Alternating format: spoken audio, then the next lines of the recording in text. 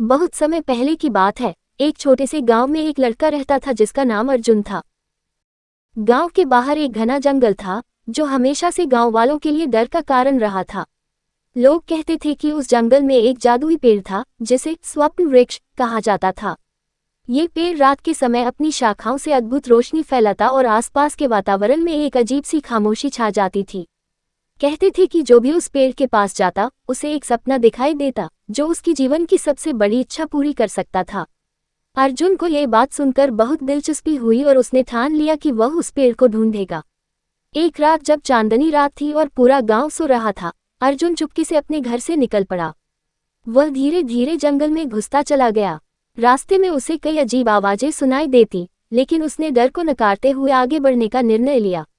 कुछ समय बाद अर्जुन उस रहस्यमय पेड़ के पास पहुंचा।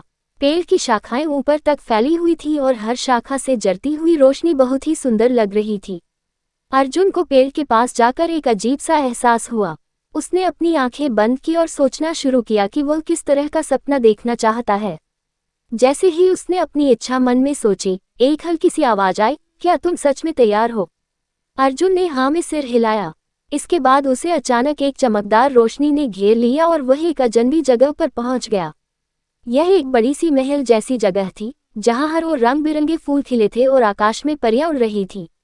अर्जुन को समझ में ही नहीं आया कि यह कहाँ आ गया। तभी एक सुंदर परी उसके सामने आई और बोली, तुमने अपनी इच्छा पूरी करने के लिए यहाँ बुलाया है। अब तुम्हें अपनी असली ख्वाहिश का पता लगाना होगा। अर्जुन ने पूछा, मुझे तो बस ये समझना है कि जीवन में मेरी सबसे बड़ी ख्वाहिश क्या है। परी ने उसे मुस्कुराते हुए जवाब दिया, तुम्हारी सबसे बड़ी ख्वाहिश तुम्हारे अंदर छिपी है, बस तुम्हें उसे पहचानना होगा। अर्जुन को ये बात थोड़ी अजीब लगी, लेकिन उसने सोचा कि वह इसका सही जवाब ढूंढेगा।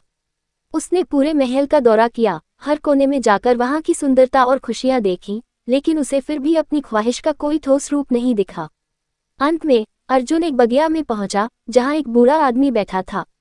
वह आदमी धीरे से बोला, तुम्हें अपने अंदर झांक कर देखना होगा। तुम्हारी सबसे बड़ी ख्वाहिश यही है कि तुम अपने गांव और परिवार की मदद कर सको। तुम्हें धन, प्रतिष्ठा या अन्य किसी चीज की इच्छा नहीं है, बल्कि तुम्हारी ख्वाहिश है कि तुम अपने आसपास के लोगों का जीवन बेहतर बना सको। अर्जुन को समझ आ गया कि उसकी असली ख्वाहिश यही है। उसने उस बूढ़े आदमी का धन्यवाद किया और वापस स्वप्न वृक्ष के पास पहुंचा। जब उसने अपनी इच्छा को पूरी तरह से समझ लिया, तो पेड़ की रोशनी और भी तेज हो गई और अर्जुन को एक ऐसी शक्ति मिल गई जिससे वह न केवल अपने गांव बल्कि आसपास के कई गांवों में बदलाव ला सकता था। वह वापस अपने गांव लौट आया और अपनी नई शक्तियों का उपयोग करके अपने गांव को समृद्ध और खुशहाल बनाया। उसकी दयालुता, साहस और मेहनत ने उसे गांव का हीरो बना दिया।